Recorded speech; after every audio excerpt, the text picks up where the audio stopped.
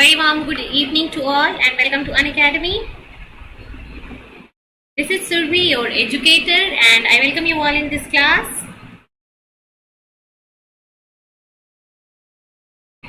So, how are you everyone? Let me check once whether I am audible and visible or not.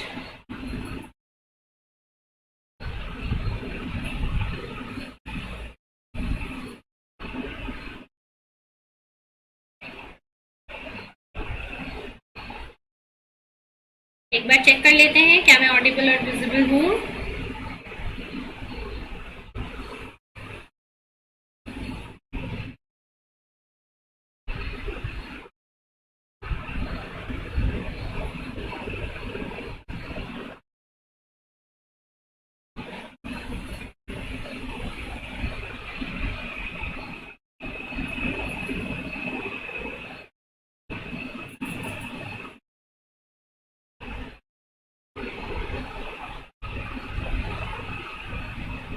Yes, so video is live I think. Yes, so start करते हैं अपने आज के lecture को, जहाँ पे हमारा जो लेक्चर है आज बेसिकली इम्यूनोलॉजी के रिवीजन से रिलेटेड है। इम्यूनोलॉजी से कोई भी आपको डाउट है so you can ask me in today's lecture. Immunology से अगर आपको कुछ भी डाउट है, कोई और टॉपिक है जो आपने नहीं पढ़ा है इम्यूनोलॉजी में जो कि आपको पढ़ना है, so you can also tell me that.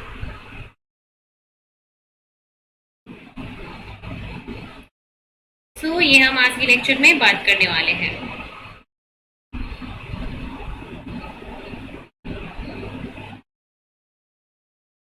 And lecture start करने से पहले let me tell you few important things related to Unacademy.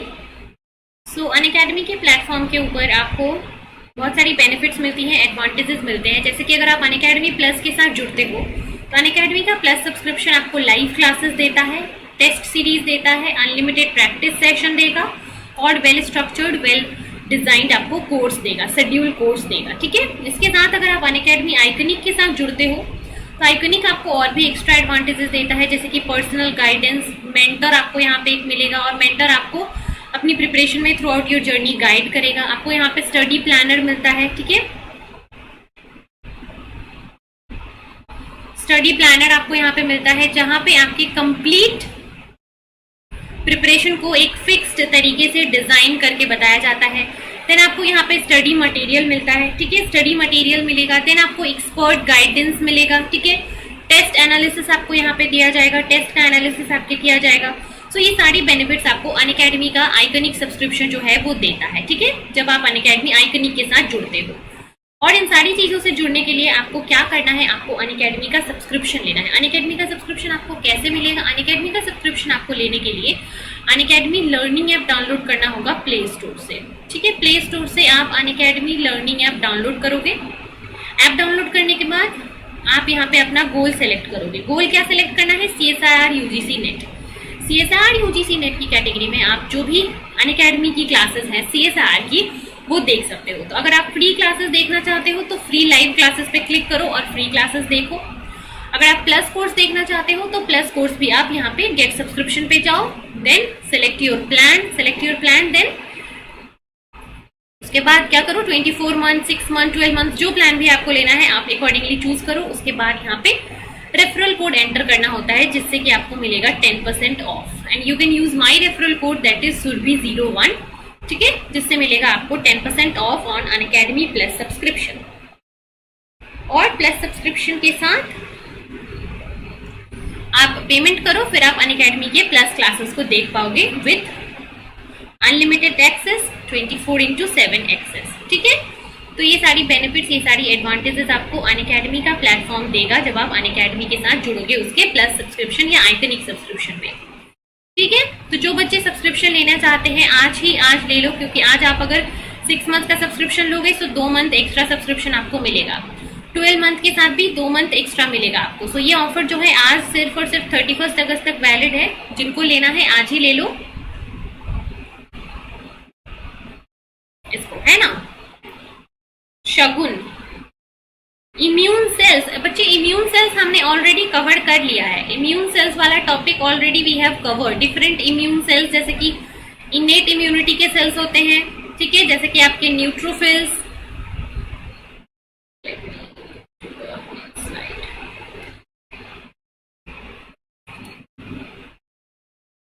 Late me tell you, immune cells वाला जो टॉपिक है, इम्यून सेल्स के बारे में हम ऑलरेडी बात कर चुके हैं इन आवर प्रीवियस लेक्चर्स। आप देख लेना प्रीवियस लेक्चर में प्लेलिस्ट जाके, इम्यून सेल्स में हम ऑलरेडी पढ़ चुके हैं इनेट immune cells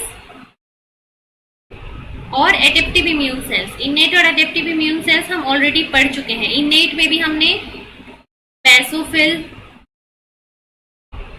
neutrophil, eosinophils, macrophages का एक्शन, ये सारी चीजें हम ऑलरेडी पढ़ चुके हैं। एनके सेल्स, इन सब चीजों को हम ऑलरेडी कवर कर चुके हैं। एडेप्टिव डेंड्राइटिक सेल्स, अगर हम बात करें एडेप्टिव में तो इसमें भी हम बी सेल, टी सेल, इन सब चीजों को पढ़ चुके हैं ऑलरेडी। सो इम्यून सेल्स के बारे में हम पढ़ चुके हैं ऑलरेडी। इन्फ्लेमेशन, इन्फ्लेमेशन के बारे में साइटोकाइंस के साथ इन्फ्लेमेशन अभी ओके, इन्फ्लेमेशन वाला पार्ट एक मैंने अभी आपको नहीं पढ़ाया है। So fine, I will take one lecture जहां पे मैं इन्फ्लेमेशन एंड साइटोकाइंस वाला पार्ट कवर कर दूंगी। ठीक है, नोटेड, इन्फ्लेमेशन एंड साइटोकाइंस, ये टॉपिक आपको कवर करना है, रिमेनिंग है आपका। Anything else?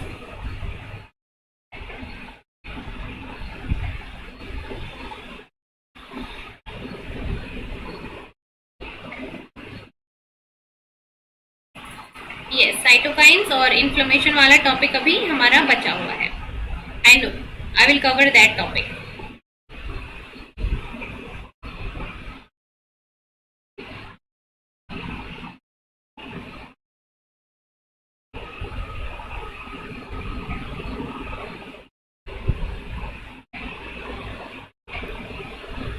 चलिए और बताइए, और किसको कुछ डाउट है?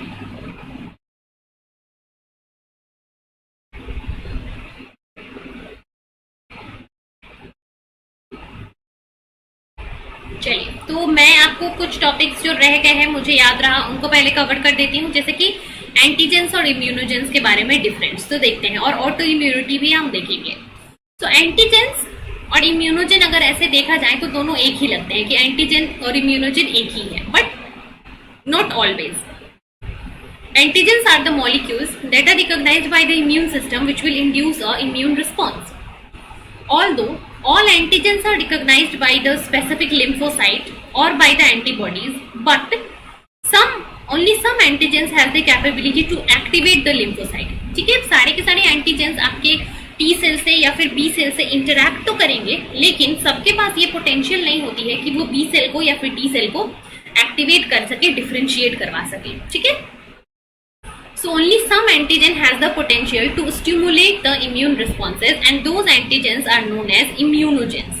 ठीक है, so all immunogens must be antigenic. immunogens को antigenic होना चाहिए, लेकिन सारे के सारे एंटीजेंस जो होते हैं वो इम्यूनोजेन नहीं होते हैं, बिकॉज कुछ एंटीजन ऐसे भी होते हैं जो कि आपके इम्यून सेल्स को एक्टिवेट नहीं कर पाते because of their size, because of their complexity. ठीक है,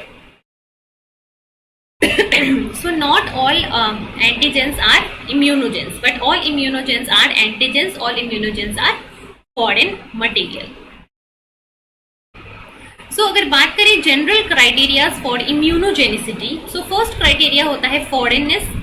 कोई भी इम्यूनोजेन जो है या फिर कोई भी एंटीजन जो है उसकी सबसे इंपॉर्टेंट प्रॉपर्टी होती है कि वो फॉरेन होना चाहिए, वो आउटसाइड सोर्स से होना चाहिए। ठीक है, और क्या हुआ कि मोर फाइलोजेनेटिकली डाइवर्स मोर इम्यून रिस्पॉन्स, मतलब एक एंटीजन जो आपकी बॉडी में एंटर कर रहा है वो आपसे जितना ज्यादा डिफरेंट होगा, जितना ज्यादा फाइलोजेनेटिकली डाइवर्स होगा, उतना ज्यादा आपका बॉडी उसके लिए इम्यून रिस्पॉन्स शो करेगा। ठीक है, सो मोर फाइलोजेनेटिकली डाइवर्स मोर इम्यून सिस्टम, ये हो गया फॉरेननेस। अगर एंटीजन जितना ज्यादा डाइवर्स है आपसे, जितना ज्यादा लेस रिलेटेड है, उतना ज्यादा आपका इम्यून सिस्टम जो है वो स्ट्रॉन्ग होगा। ठीक है, next is high molecular weight. ठीक है, आपके एंटीजन या फिर इम्यूनोजेन का मॉलिक्यूलर वेट जो है वो हाई होना चाहिए। अगर ज्यादा स्मॉल हो गया आपका एंटीजन तो वो इम्यून सिस्टम को एक्टिवेट कर ही नहीं पाएगा। ठीक है, सो टिपिकल रेंज जो है वो 10 किलो डाल्टन से ज्यादा होना चाहिए। अगर उससे छोटा है तो वो आपके इम्यून सिस्टम को एक्टिवेट नहीं कर पाएगा। So molecular weight is also a important factor, foreignness is also an important factor. Next factor is chemical complexity. ठीक है, आपके एंटीजन की कॉम्प्लेक्सिटी भी ये डिसाइड करती है कि आपका एंटीजन जो है वो कितना ज्यादा पोटेंशियल रखता है। तो अगर कोई कॉम्प्लेक्स एंटीजन है, लार्जर एंटीजन है, so it will have more immune response. Then route of administration, आप उसको कहाँ से एडमिनिस्ट्रेट कर रहे हो। एंटीजन आपके ब्लड में एंटर कर रहा है, या फिर आपके लिम्फ में है, या फिर सिर्फ आपके टिश्यूज में है, उसका मोड ऑफ एडमिनिस्ट्रेशन क्या है, वो किस तरीके से आपकी बॉडी में एंटर कर रहा है वो एंटीजन, उससे भी उसका इम्यून रिस्पॉन्स डिपेंड करता है। सो इम्यून रिस्पॉन्स के लिए आपके पास foreignness, molecular weight, chemical complexity and route of administration, ये सारे फैक्टर्स आपके इम्यून रिस्पॉन्स को अफेक्ट करते हैं। ठीक है, क्लियर?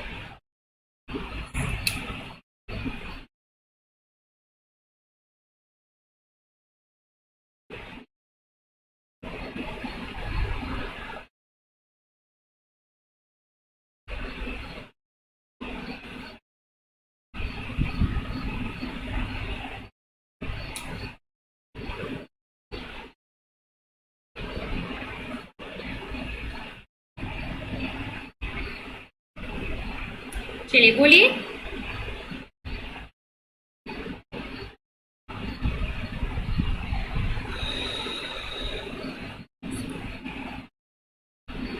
वन सेकेंड, आपके कमेंट्स मुझे शो नहीं हो रहे हैं, I don't know why, let me check.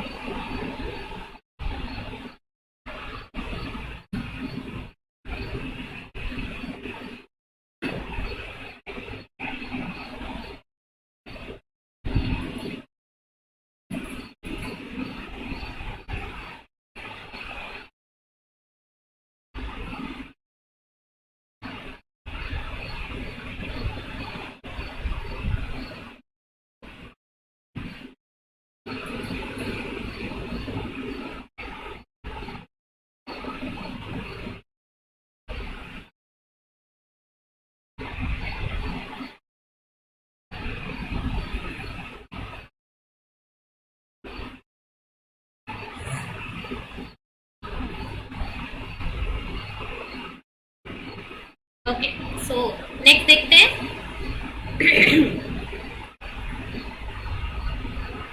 So when some antigen molecule can not initiate the immune response. ठीक है, कुछ एंटीजेनिक मॉलिक्यूल होते हैं जो कि छोटे होते हैं, साइज में लेस कॉम्प्लेक्स होते हैं, जिनकी वजह से आपको क्या करना होता है, आप उनको बॉडी में दोगे तो वो इम्यून रिस्पॉन्स को एलिसिट नहीं कर पाएंगे। ठीक है, so when antigen molecules could not initiate the immune system, a carrier molecule is covalently linked to it to increase its immunogenicity। अगर बहुत ही लेस इम्यूनोजेनिक है आपका जो भी एंटीजन है, तो उसके इम्यूनोजेनिसिटी को बढ़ाने के लिए क्या करते हैं, हम उसको एक अलग से कैरियर मॉलिक्यूल के साथ लिंक करते हैं। ठीक है, so haptens are low molecular weight molecules that will bind to the antigen and result into a more pronounced cell mediated and humoral immunity। so ये जो कैरियर मॉलिक्यूल्स होते हैं जो कि एंटीजन के साथ कोवेलेंटली लिंक्ड करते हैं,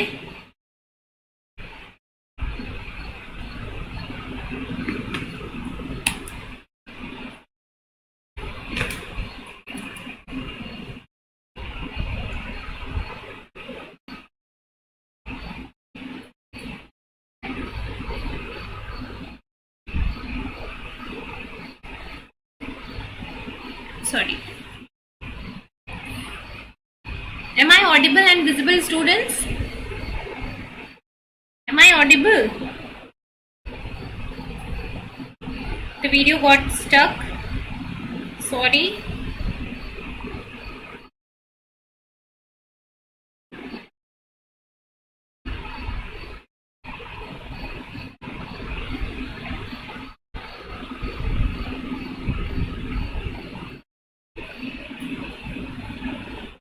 Yes, so an antigen molecule that cannot initiate the immune response, ठीक है, वो इनिशिएट नहीं कर पाता है, तो उसको हम क्या करते हैं, उसको एक हम फॉरेन कैरियर मॉलिक्यूल के साथ लिंक कर देते हैं। ठीक है, उसको एक फॉरेन कैरियर मॉलिक्यूल के साथ हम लिंक कर देते हैं।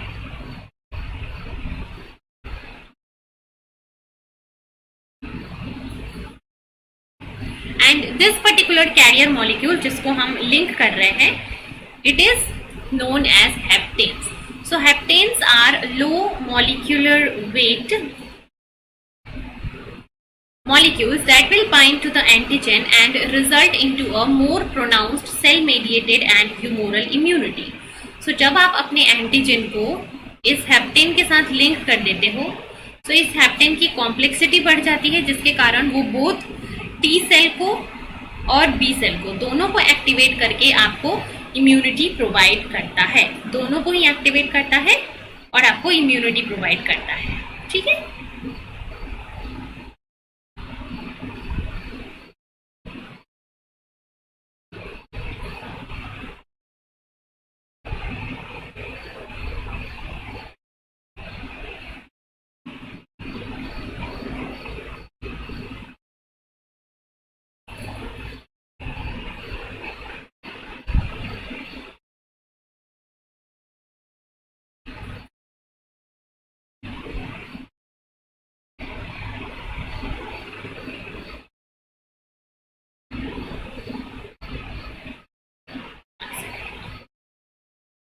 यस। तो उस मॉलिक्यूल को हम क्या बोलते हैं? कैरियर मॉलिक्यूल बोलते हैं, जो कि हमारे एंटीजन के साथ कॉम्प्लेक्स फॉर्म करता है।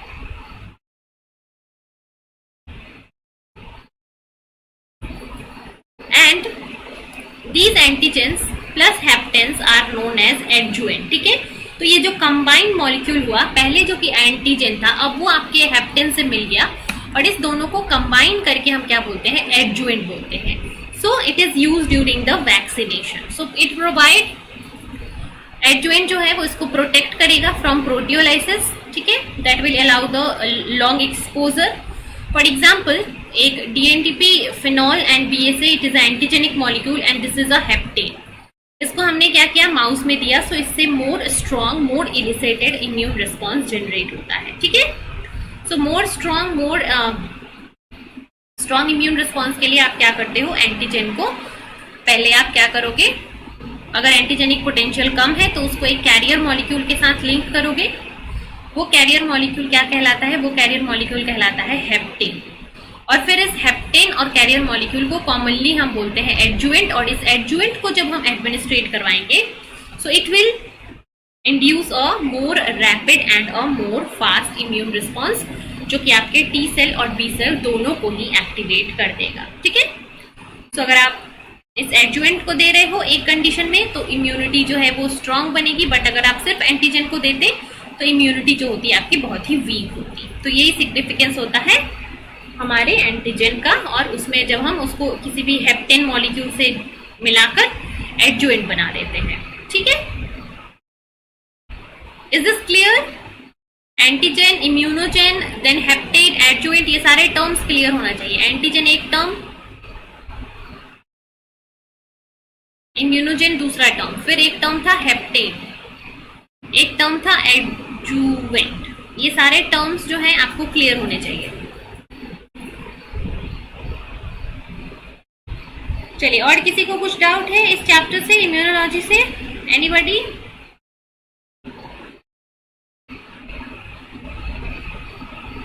डाउट क्लियरिंग सेशन है आज। आपके डाउट्स कहाँ हैं? किसी को कोई डाउट नहीं है? No doubt anybody? Very nice. मतलब इम्यूनोलॉजी चैप्टर आपका पूरा हो गया, कंप्लीट कर लिया आपने, ये मतलब है ना? इम्यूनोलॉजी चैप्टर आपने क्लियर कर लिया, आपने कंप्लीट कर लिया। किसी को कुछ डाउट नहीं है इसका मतलब?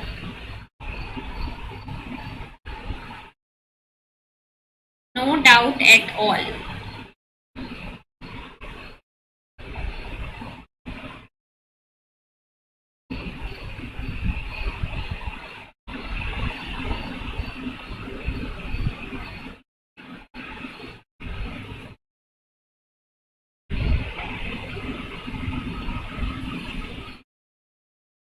Yes.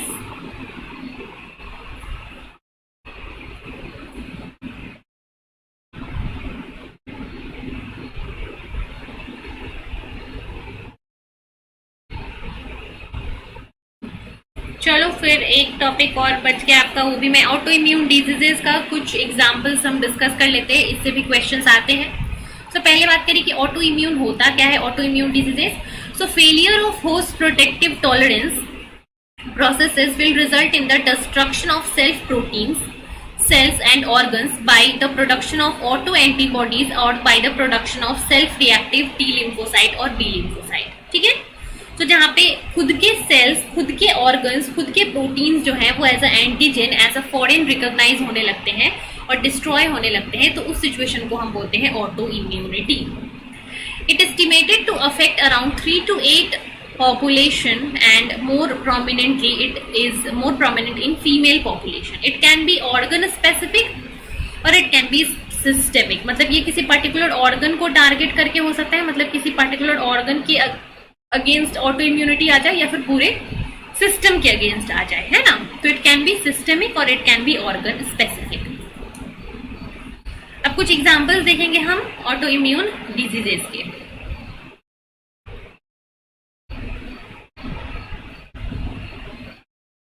ठीक है, so autoimmune diseases is responsible for targeting unique antigens present on simple organ and gland. तो ग्लैंड और सिस्टमिक या फिर ऑर्गन में सबसे पहले देखें तो ऑर्गन की कैटेगरीज की क्या क्या होती हैं.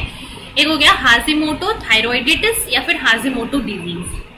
इन दिस डिजीज एंटीबॉडीज और सेंसिटाइज TH1 सेल्स, मतलब कि एंटीबॉडीज बन जाते हैं या फिर टी हेल्पर सेल जो है वो सेंसिटाइज हो जाते हैं against a number of thyroid proteins. ठीक है, थायरॉइड प्रोटीन्स लाइक थायरॉइड पेरोक्सिडेज और थायरोग्लोब्यूलिन, इनके अगेंस्ट हमारी बॉडी में एंटीबॉडीज बनने लगते हैं या तो हमारे टी हेल्पर सेल्स इनके अगेंस्ट एक्टिवेट हो जाते हैं against the proteins situated in thyroid, जैसे कि थायरॉइड पेरोक्सिडेज और थायरोग्लोब्यूलिन. ठीक है, तो ये जाके इन सारे प्रोटीन्स को क्या करेंगे, बाइंड कर लेंगे, प्रोटीन्स को डिस्ट्रॉय करा देंगे. So autoantibodies against these proteins result in decreased iodine uptake. Thyroid gland में प्रोटीन्स होते हैं, उनका क्या काम होता है, वो हमारे डाइट से आयोडीन को एब्सॉर्ब करते हैं. सो डिक्रीज आयोडीन अपटेक हो जाएगा, that will lead to decrease thyroid function and hypothyroidism. So अगर आपके अगेंस्ट थायराइड प्रोटीन के अगेंस्ट आपके बॉडी में एंटीबॉडीज बन जाते हैं तो क्या होगा, आपके थायराइड ग्लैंड का जो काम है आयोडीन को अपटेक करना, आयोडीन का अपटेक रुक जाएगा. आयोडीन का अपटेक रुक जाएगा तो क्या होगा, आपके थायराइड के फंक्शन डिस्टर्ब हो जाएंगे और आयोडीन की कमी हो जाएगी, जिसको हम बोलते हैं हाइपोथायरॉइडिज्म. ठीक है, so this will induce hypothyroidism which will cause inflammation with infiltration of lymphocyte, macrophages and plasma cells result in the swelling, जिसको हम बोलते हैं goiter. ठीक है, so this is Hashimoto disease. Hashimoto disease क्या है, ध्यान रखना, it is a autoimmune disease. Short में देखो, ये है एक ऑटो इम्यून डिजीज जहां पे एंटीबॉडीज बन जाते हैं against the thyroid proteins. Thyroid gland को ये अफेक्ट करता है. थायराइड ग्लैंड के अंदर जो प्रोटीन्स होते हैं उसके अगेंस्ट यहाँ पे एंटीबॉडीज बन जाते हैं. ठीक है, next is type 1 diabetes mellitus. Type 1 diabetes mellitus में क्या होता है, it is a auto immune diseases that will attack the insulin producing beta cells. ठीक है, सो डायबिटीज जो होता है दो टाइप का होता है, एक होता है डायबिटीज इंसिपिडस, एक होता है डायबिटीज मेलिटस. सो डायबिटीज मेलिटस जो है वो एक ऑटो इम्यून डिजीज होता है. ठीक है, so it is auto immune diseases जहां पे एंटीबॉडीज बन जाते हैं against the beta cells of pancreas. Beta cells of pancreas के अगेंस्ट एंटीबॉडीज बनेंगे. This antibody will go and bind to the beta cells and attachment will begin with cytotoxic T lymphocyte filtration, activation of macrophages. So macrophages, CTLs, ये सब जाके beta cells को किल कर देंगे. Beta cells को किल कर देंगे तो इंसुलिन जो है वो नहीं बनेगा. सो इंसुलिन डिफिशियंसी हो जाएगी, इंसुलाइटिस. ठीक है, जिसके कारण मैक्रोफाजेस एक्टिवेट होंगे, लार्ज नंबर ऑफ साइटोकाइंस बनेगा, एंटीबॉडीज बनेगी और आपका इम्यून सिस्टम जो है वो हाइपर एक्टिव हो जाएगा against your pancreatic beta cells. Cytokines and lytic enzymes will causes beta cell lysis. ठीक है, मतलब आपके बीटा सेल्स कम होने लगेंगे. कब बीटा सेल्स कम होने लगेंगे, that means there is no insulin production. Insulin production नहीं होगा. इंसुलिन प्रोडक्शन नहीं होगा तो ग्लूकोज का कन्वर्जन इनटू ग्लाइकोजन नहीं होगा. ये प्रोसेस रुक जाएगा. जब ग्लूकोज ग्लाइकोजन में कन्वर्ट नहीं होगा तो ग्लूकोज का एक्यूमुलेशन होने लगेगा. ब्लड ग्लूकोज लेवल हाई हो जाएगा, और ब्लड ग्लूकोज लेवल हाई मतलब ये क्या है, this is a diabetic condition. So वो डायबिटिक कंडीशन जो कि एंटीबॉडीज बनने से डेवलप होता है वो होता है डायबिटीज मेलिटस। ठीक है, ये कौन सा टाइप का डायबिटीज है, ये है डायबिटीज मेलिटस। एक होता है डायबिटीज इंसिपिडस और एक होता है डायबिटीज मेलिटस। तो ये जो ऑटो इम्यून वाला डायबिटीज है वो है diabetes mellitus. And next is Hashimoto. So Hashimoto is a organ specific auto immune disorder जो कि हमारी थायराइड ग्लैंड को टारगेट करता है। Diabetes mellitus is also organ specific auto immune disease जो कि हमारे पैनक्रियाटिक सेल्स को टारगेट करता है। सो आई होप ये दोनों डिजीज क्लियर है सबको।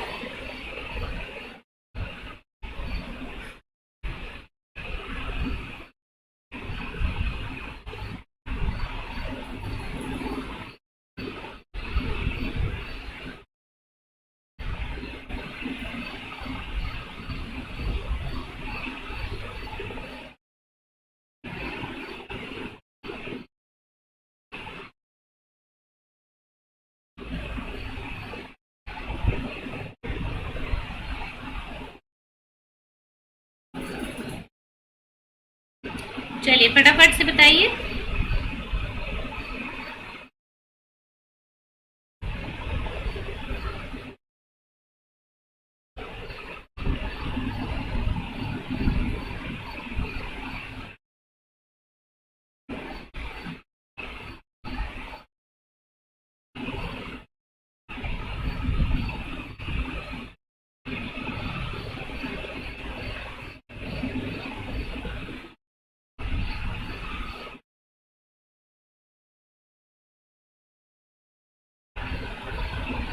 ठीक है, so these are two organ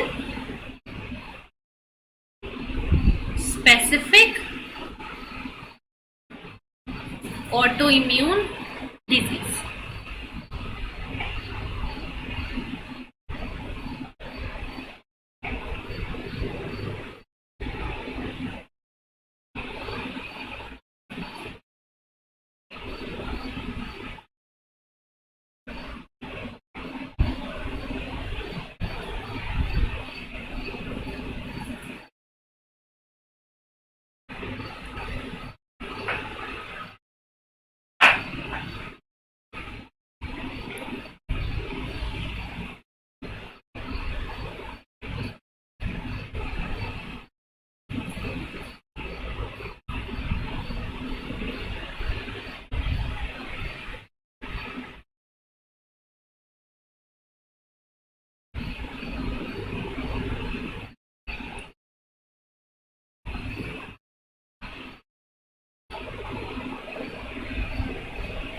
चलो फिर नेक्स्ट देखते हैं, नेक्स्ट डिजीज कौन सा है।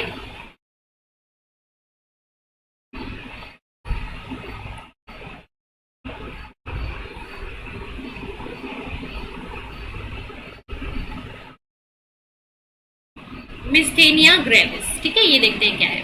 So here there are auto antibodies against the acetylcholine receptor of the motor end of muscles.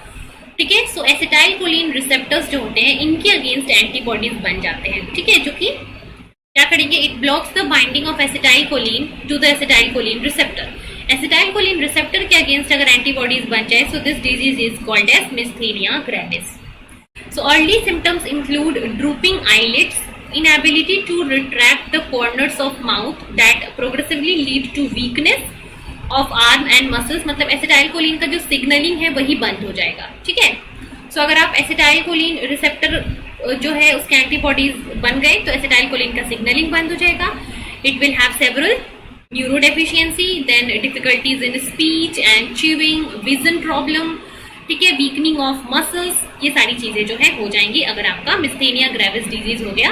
So it is basically a systemic auto immune disease. ठीक है, जो कि आपके लॉट ऑफ ऑर्गन्स को टारगेट करेगा। ठीक है, इससे हमारा न्यूरो सिस्टम डेवलप अफेक्ट होगा, मस्कुलर सिस्टम अफेक्ट होगा। ठीक है, देन स्केलेटल सिस्टम अफेक्ट होगा। So large number of system affect होगा मिस्थेनिया ग्रेविस से। So it is a systemic auto immune disease.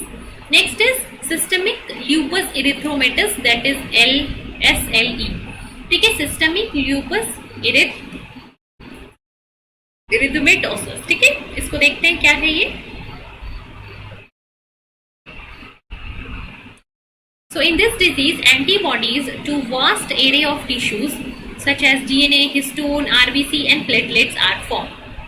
And symptoms include fever, weakness, skin rashes and kidney dysfunction. So इसके अंदर lot of functions, lot of आपके symptoms होंगे, जैसे कि DNA, histone, RBC, platelets, इन सबके against antibodies बन जाएंगे।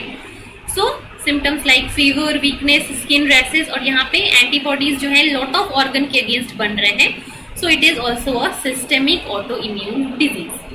Next is multiple sclerosis. So multiple sclerosis के अंदर क्या होता है, here antibodies are formed against the myelin sheath layer of the nerves present in brain and spinal cord. So myelin sheath layer के against अगर antibodies बन जाएंगे, so it is auto immune disease known as multiple sclerosis. Then there is rheumatoid arthritis, where there is symptoms like hematological, cardiovascular, respiratory system defect, जहाँ पे auto antibodies बन जाते हैं against the IgG antibody. Antibody के against ही antibody बन जाते हैं, against the FC region of IgG antibody. तो ये एंटीबॉडी को ही डिस्ट्रॉय कर देता है, ठीक है। तो वो हो गया rheumatoid arthritis. So these are some common examples of the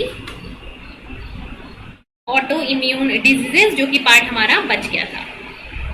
anything else from this chapter of immunology, anybody want to ask? अच्छा, लेट मी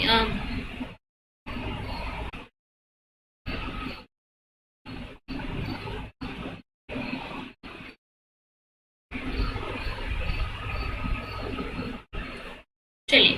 सो ये क्वेश्चन भी करना था हमें, एक क्वेश्चन कर लेते हैं, ये लास्ट टाइम हमने नहीं किया था। So let's discuss this question. ये जो एंटीबॉडीज के एंजाइमेटिक डाइजेशंस होते हैं उसके बेस्ड क्वेश्चन है ये, ठीक है। So polyclonal antibodies are raised against BSA in rabbit and subsequently IgG is purified and digested with either pepsin और पपायन, ठीक है।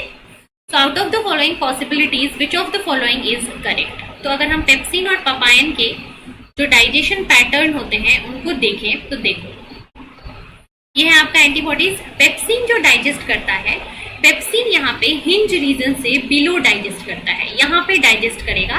और जब पेप्सिन डाइजेस्ट करेगा तो ये जो दोनों एंटीजन बाइंडिंग फ्रैगमेंट है FAB1 और FAB2, ये दोनों साथ साथ ही रहेंगे, ठीक है।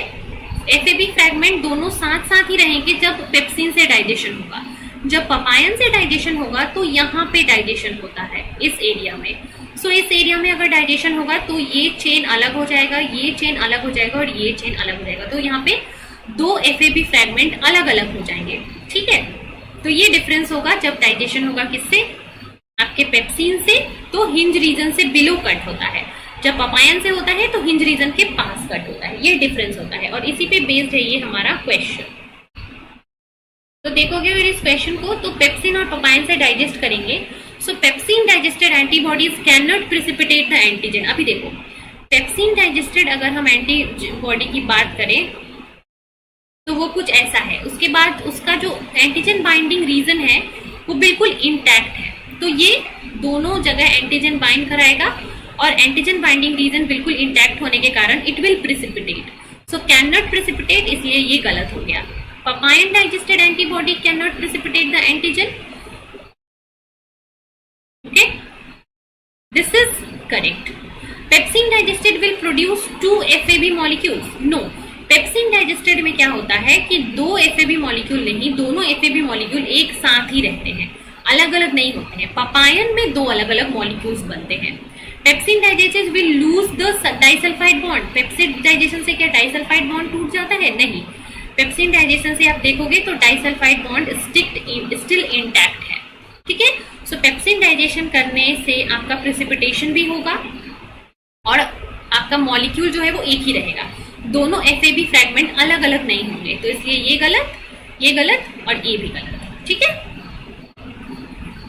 एक और क्वेश्चन देखते हैं डाइजेशन से ही रिलेटेड, ये वाला।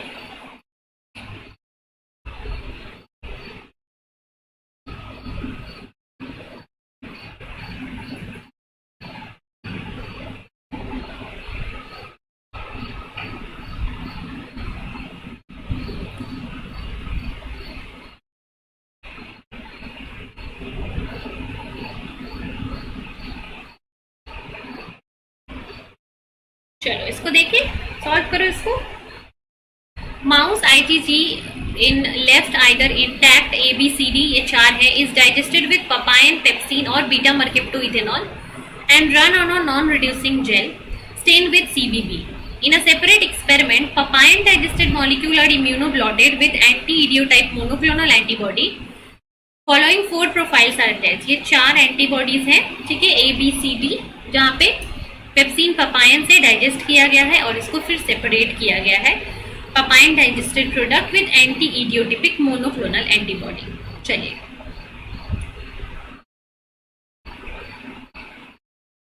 सॉल्व कीजिए इसको।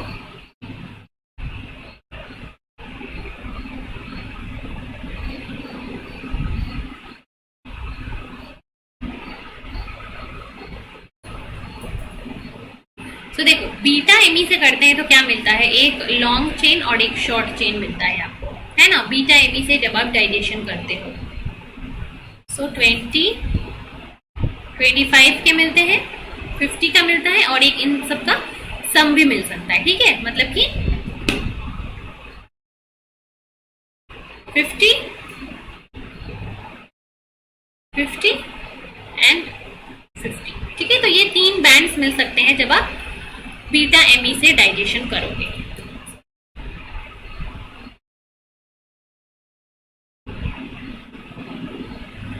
ये 3 अलग अलग बैंड मिल सकते हैं।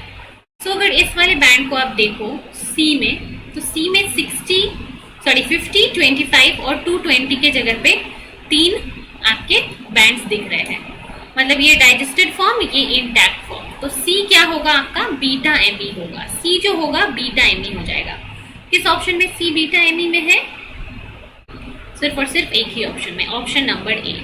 पेप्सिन का अगर डाइजेशन देखोगे तो पेप्सिन के डाइजेशन में क्या होता है कि आपके जो फ्रैगमेंट्स हैं वो कुछ ऐसे होते हैं,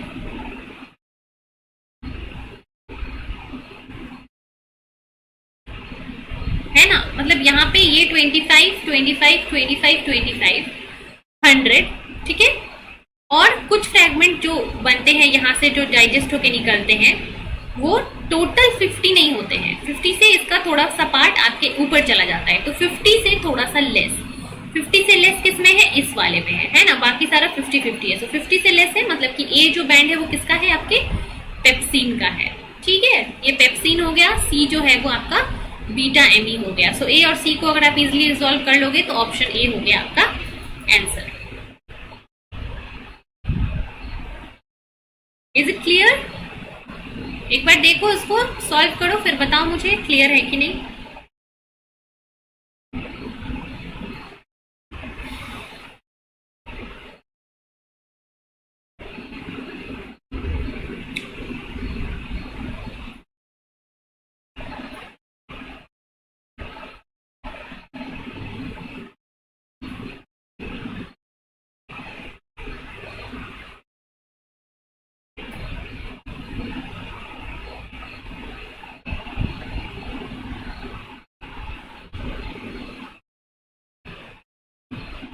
यस, चलो। सो ये हो गया आज का lecture complete. So I hope कि इम्यूनोलॉजी का जो चैप्टर है वो सबको क्लियर हुआ होगा। इसके सारे कॉन्सेप्ट जो भी मैंने पढ़ाए हैं, अप्रॉक्सीमेटली 20 लेक्चर्स लिए हैं मैंने इम्यूनोलॉजी के, 20 लेक्चर्स हमने इम्यूनोलॉजी के ओवरऑल लिए हैं। सो आई होप कि 20 लेक्चर्स में आपको पूरा का पूरा इम्यूनोलॉजी का कॉन्सेप्ट समझ में आया हो। किसी को कुछ डाउट अगर फिर भी रह जाता है तो आप अपने डाउट को उस लेक्चर के कमेंट में डाल देना, मैं कोशिश करूंगी कि आपके डाउट को मैं सॉल्व कर सकूं वहीं पे, ठीक है। सो ओवरऑल जितने भी 20 लेक्चर्स हमने किए हैं, जिन्होंने नहीं देखा है पूरे के पूरे लेक्चर सीरीज को देखो, तब जाके क्लियर होगा ये टॉपिक। एक दो लेक्चर्स ऐसे देख लेने से, इधर उधर देख लेने से क्लियर नहीं होगा। पूरा 20 लेक्चर्स जो है, 17 या 20 लेक्चर्स हैं, 17 to 19, सारे लेक्चर्स को देखो, बुक से पढ़ो, नोट्स बनाओ, तब जाके चैप्टर कंप्लीट हो जाएगा। ऐसे नहीं कि थोड़ा सा यहाँ से पढ़ लिया, थोड़ा सा वहां से पढ़ लिया, ऐसे नहीं होगा। पहले लेक्चर्स देखो, लेक्चर्स देखने के बाद टेक्स्ट बुक पढ़ना है, ठीक है। बिकॉज देखो ये काम कब करना है, अभी आपके पास टाइम है, दिसंबर में एग्जाम होने वाला है, अभी आपके पास 3 महीने आराम से है। तो टेक्स्ट बुक पढ़ो, फिर रिविजन करो, फिर क्वेश्चंस करो, ठीक है। तो ये सीरीज फॉलो करो इम्यूनोलॉजी के लिए, बिकॉज इम्यूनोलॉजी हमने ऑलरेडी यूट्यूब पे कवर कर दिया है, तो इसके लिए ये चीज़ आप फॉलो कर सकते हो। ये ट्रिक जो मैंने अभी बताया आपको वो आप फॉलो कर सकते हो, एंड आई होप ये आपको हेल्प करेगा। एंड अनाउंसमेंट दैट नेक्स्ट जो आपका चैप्टर है जो कि हम स्टार्ट करने वाले हैं from a day after tomorrow 2 सितंबर से यूट्यूब पे हम स्टार्ट करने वाले हैं अपना प्लांट फिजियोलॉजी, ठीक है। प्लांट फिजियोलॉजी चैप्टर जो है वो हम स्टार्ट करने वाले हैं from 2 September, plant physiology chapter, ठीक है। 2 सितंबर से प्लांट फिजियोलॉजी स्टार्ट हो रहा है, और सबसे पहला पार्ट जो हम प्लांट फिजियोलॉजी का ले रहे हैं वो फोटोसिंथेसिस करेंगे, ठीक है। सबसे पहले फोटोसिंथेसिस करेंगे, उसके बाद फिर एक एक करके सारे चैप्टर्स करेंगे इन दिस अपकमिंग मंथ। 1 सितंबर से photosynthesis we are going to start. चलिए, anybody want to say anything, ask anything, let me know in the comment, or else we'll end our lecture now.